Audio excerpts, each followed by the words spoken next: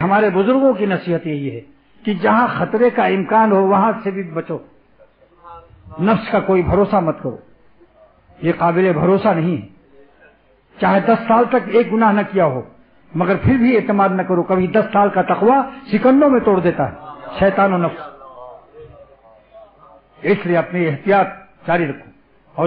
اور دیکھو ایک شعر میرا ایسا ہے جو آپ دہلی اور لکھنؤ کے شاعروں سے انشاءاللہ تعالی کچھ بہتر محسوس کریں گے۔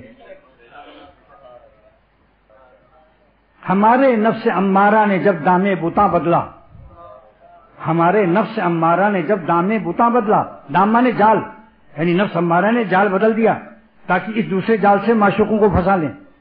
ہمارے نفس امارہ نے جب دامے بتاں بدلا تو ہم نے باب تقوی پر بھی فوراً پاسباں بدلا، تو ہم نے تقوی کے دروازے پر پاسباں بدل دیا کہ یہ تو گیٹ مین ملا ہوا ہے، یہ تو چوری کروا دے گا۔